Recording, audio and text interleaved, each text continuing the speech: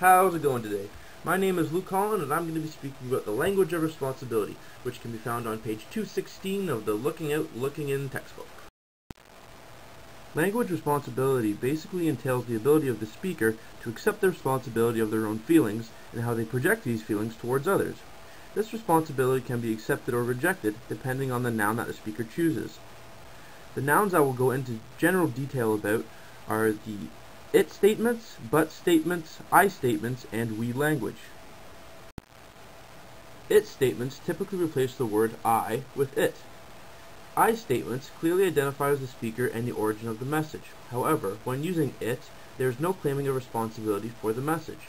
In addition, there is now no known source of where the message originated. These it statements allow someone to be evasive with the position they are taking. In a healthcare setting, one could say, "It's bad business practice to run the clinic this way." However, there is no claiming of responsibility. Instead, responsibility would be claimed by saying, "I think you have bad business practice by running the clinic this way."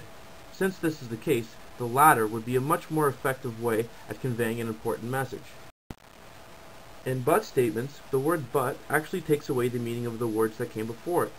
This method of statements is a way to save face, as it can give a positive aspect to the message receiver before showing them the negative side of the message, which is usually the true message that's being sent.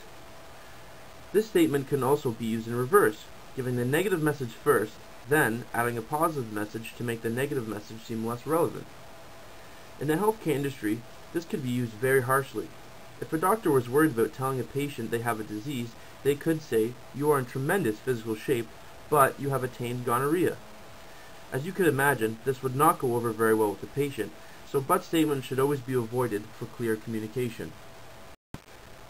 I statements can be seen as egotistical. However, this is the truest form of taking responsibility for the message. This takes much more courage than using it statements, and because of this, is not seen as often. The 4 steps of the I and you language allow a complete explanation of the sender's feelings to be seen.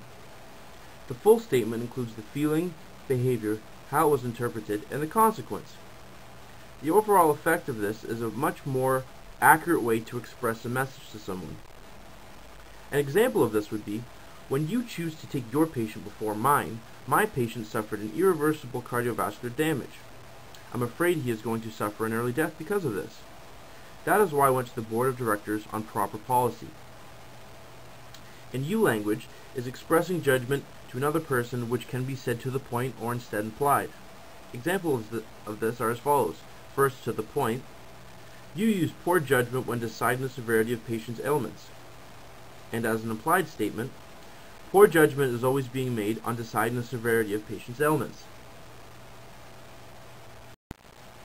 Now for our last slide, we're going to be talking about we language. We language implies that the message being sent applies to all parties involved. However, this is not always the case. Since this occurs, some people may think that this form of message communication is presumptuous and only takes into account the feelings of the sender